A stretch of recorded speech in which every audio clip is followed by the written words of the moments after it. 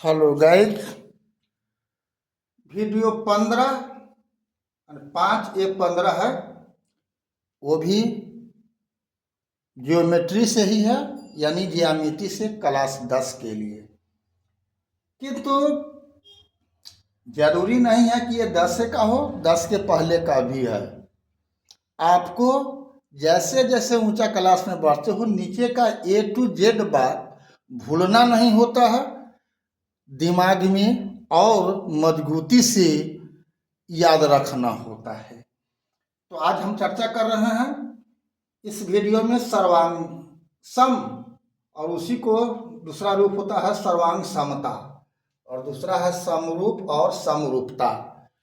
ये बात अगर आप नहीं जानते हो तो ज्यामिति बिल्कुल ही आपका शून्य हो जाएगा। इसलिए कि आपको सिद्ध करना पड़ता है, कहीं कहीं सिद्ध नहीं करना है तो कोई मानो आपको निकालना है, किसी का जवाब देना है, तो ये इसकी आवश्यकता पड़ जाती है। तो खैर हम आते हैं अब सर्वांग सम और सर्वांग समता। ये क्लास 9 और उसके पहले आपको जानना है। क्लास 10 में समरूप और समरूपता जानना है, दोनों है क्या। तो वैसा दो आकृति जब एक दूसरे को पूर्णतः ढक ले, एडजस्ट करने पर, यानी संगत रूप में इसको कहा जाता है। जब पूर्णतः ढक ले तो वह कहलाएगा सर्वांग सम, और उस आकृति के इस गुण को ही बोलते हैं सर्वांग समता। समरूप और समरूपता, तो समरूप क्या होता है? वैसी दो आकृति जो एक जैसा हो, हूबहू एक जैसा हो, वही नहीं हो। कब? लेकिन आनुपातिक रूप में हो। क्या हो? आनुपातिक रूप में हो।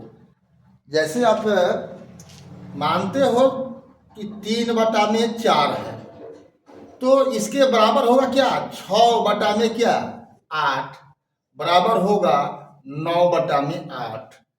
तो इस टाइप का आनुपातिक हो। अगर एक त्रिभुज ये है तो दूसरा त्रिभुज का भुजा इस टाइप का है, तीसरा का मान के चलो इस टाइप का है, तो ये क्या कहलाएगा? समरूप कहलाएगा। ठीक है, समझ रहे हो। लेकिन यहाँ पर अगर 2, 3, 4 है तो अगला त्रिभुज में यही होगा। क्या? 4, 3, 2 या 3, 3, 2, 4 इस टाइप का होगा। बात समझ रहे हो। तो यहाँ एक दूसरे को एडजस्ट करोगे तो एक दूसरे को ढक लेगा। अब 2 को 3 तो नहीं ना ढक लेगा, 2 को 2 ही ढकेगा, 3 को 3 ढकेगा, 4 को 4 ढकेगा।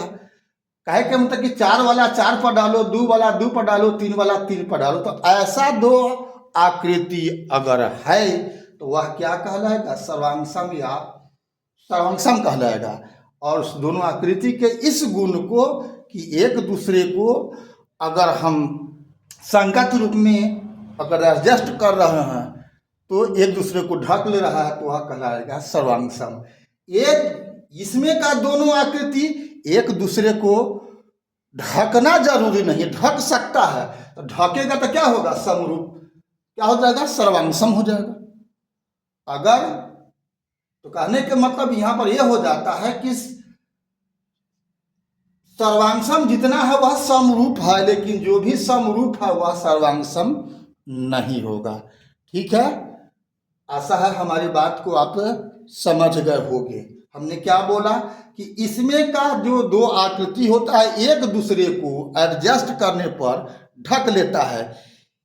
दो किताब ले लो, दोनों को एक दूसरे पर, दोनों समान कंपनी का है तो और रखोगे तो एडजस्ट कर जाएगा। ठीक है ना, एक पन्ना के दूसरे ऊपर, लेकिन अब चौड़ाई लंबाई के आधार पर अलग अलग हो जाएगा। तो एडजस्ट करने पर जब एक दूसरे को ढक ले तो कहेंगे सर्वांग सम। किंतु समरूपता में आनुपातिक रूप में, जैसा कि अब एक का भुजा अगर इस टाइप का है तो दूसरे का इस टाइप का हो, तो तीसरे का इस टाइप का हो, इस सबको कहेंगे क्या? समरूप या समरूपता। अब आती है परीक्षा में आपको लिखने के लिए कि सर्वांगसमता सिद्ध करने का, यानी सर्वांगसम कोई दो आकृति है कि नहीं, अगर है तो उसको सिद्ध करना होता है, इसके लिए नियम। तो नियम है, पहले सर्वांगसम की बात करेंगे तो बहुत सा नियम है उसमें। अब एस एस एस, तीनों भुजा अगर बराबर है, इसमें भी होता है एस एस एस, लेकिन दोनों में अंतर है। इसमें होता है तीनों भुजा दूसरे त्रिभुज के संगत भुजा के बराबर हो तो क्या होगा, सर्वांगसम होगा। एक त्रिभुज का तीनों भुजा दूसरे त्रिभुज के तीनों भुजा के संगत रूप में अगर बराबर हो तब होगा सर्वांगसम। और यहां पर वही चीज क्या होगा, आनुपातिक हो। एक त्रिभुज का तीनों भुजा दूसरे त्रिभुज के संगत भुजा के आनुपातिक हो। जैसे कि अभी बता गए हम 3/4, 6/में क्या हो जाएगा, 8 हो जाएगा, 9/12 हो जाएगा। ये सब काटेगा तो फिर सेम टू सेम हो जाएगा। ठीक है, तो एक त्रिभुज और दूसरे त्रिभुज का जब अनुपात बराबर हो, उदाहरण के लिए और भी हम ले सकते हैं ना, मान लो कि त्रिभुज ABC है और त्रिभुज PQR है। तो यहां पर इसमें क्या हुआ कि सर्वांगसम में क्या होगा, AB बराबर मान के चलो PQ, फिर AC बराबर क्या हो जाएगा,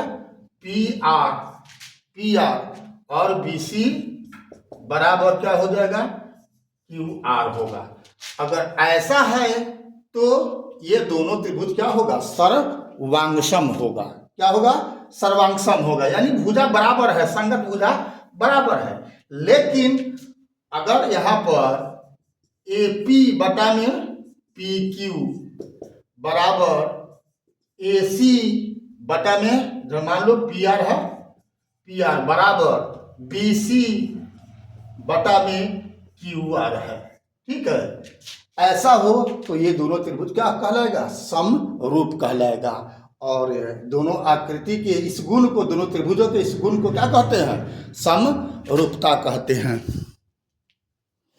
ठीक है, तो इसी प्रकार से एसएस होता है, और भी समरूपता का, सर्वांगसमता का नियम होता है एस, इसमें भी होता है एस।